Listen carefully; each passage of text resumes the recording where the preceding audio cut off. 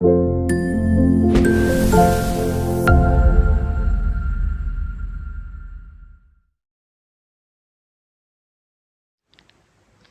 Everyone, welcome to Vikram Hindi academy YouTube channel.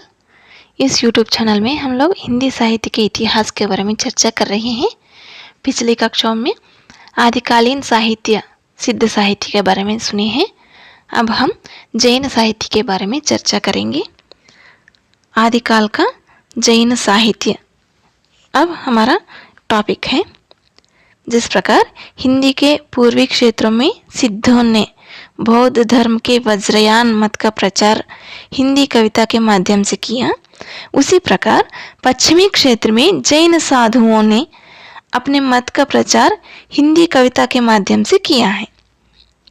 Jain कवियों की रचनाएं आचार, रास, फागु चरित आदि विभिन्न शैलियों में मिलती हैं।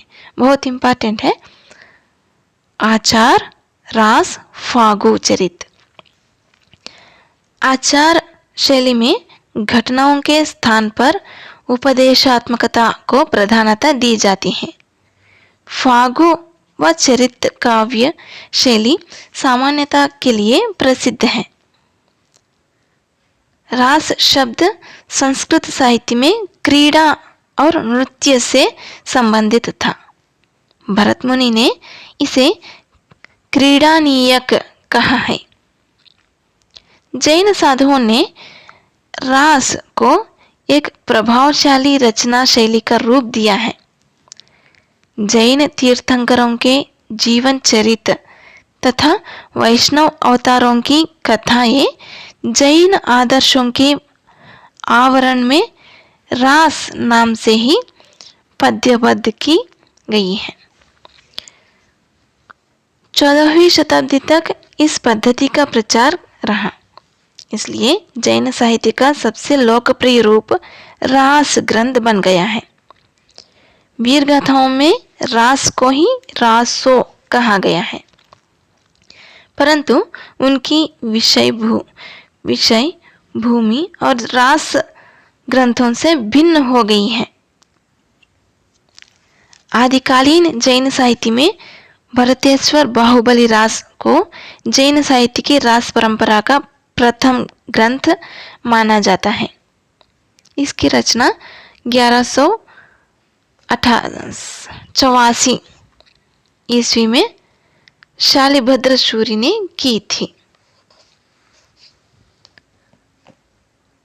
इनके अलावा श्रावकाचार्य, कुछ लोगों ने भरतेश्वर बाहुबली रास को जैन साहित्य का प्रथम ग्रंथ माने जाते हैं और अन्य लोगों ने श्रावकाचार्य को जैन ग्रंथ का प्रथम ग्रंथ माना जाता है। श्रावकाचार्य बहुत इंपॉर्टेंट है, कई बार पूछे गए हैं श्रावकाचार्य के बारे में। रचनाकार कौन है, नहीं तो किस काल की रचना है, नहीं तो जैन साहित्य का प्रथम ग्रंथ कौन सा है, ऐसा कई बार पूछे गए हैं श्रावकाचार्य। इसकी रचना देवसेन ने की है, बहुत इंपॉर्टेंट है देवसेन।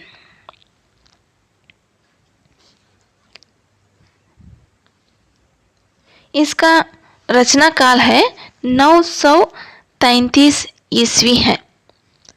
यह एक अच्छे कवि व उच्च कोटि के चिंतक थे। अपभ्रंश में इन्होंने दब्ब सहाव पयास नामक काव्य लिखा है। इन्होंने कुछ अन्य रचनाएं भी की हैं। लघु नयन चक्र, दर्शनसार आदि हैं। ये दोनों रचनाएं काव्य की सीमा में नहीं आती हैं कुछ विद्वानों के अनुसार। नेक्स्ट, भरतेश्वर बाहुबली रास ग्रंथ की रचना शालिभद्र सूरि ने की है। यह जैन साहित्य की रास परंपरा का प्रथम ग्रंथ माने जाते हैं। इस ग्रंथ में भरतेश्वर तथा बाहुबली का चरित्र चित्रण है। यह 205 छंदों में रचित एक सुंदर खंड काव्य है। खंड काव्य है भरतेश्वर बाहुबली रास। नेक्स्ट रचना है चंदन बाला रास।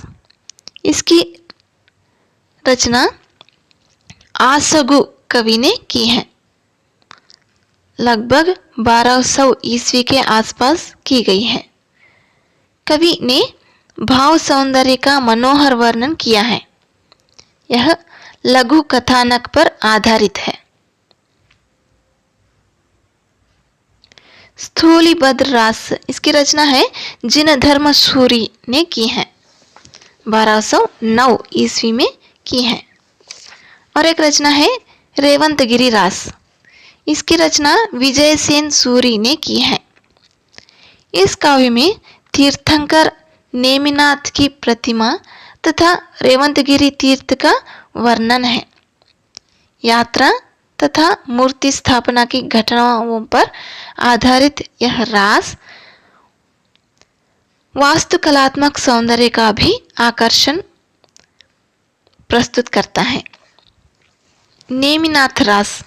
इस काव्य की रचना है सुमति गणी ने 1213 ईस्वी में की थी। 58 छंदों की इस रचना में कवि ने नेमिनाथ का चरित्र चित्रण सरस शैली में वर्णित किया गया है। नेमिनाथ के प्रसंग में श्री कृष्ण का वर्णन इस काव्य का विषय है। रचना की भाषा अपभ्रंश से प्रभावित राजस्थानी हिंदी है। ये रचनाएं बहुत इम्पोर्टेंट है, अक्सर पूछे जाते हैं। सेट नेट में कई बार पूछे गए हैं इन रचनाओं के बारे में। ज़रूर एक प्रश्न यहाँ से आती है, इसलिए वीडियोस को लाइक कर लीजिए, शेयर भी कर लीजिए और चैनल को सब्सक्राइब कर लीजिए। आगामी कक्षाओं में हम लोग नाथ साहित्य के बारे में चर्चा करेंगे। बहुत धन्यवाद।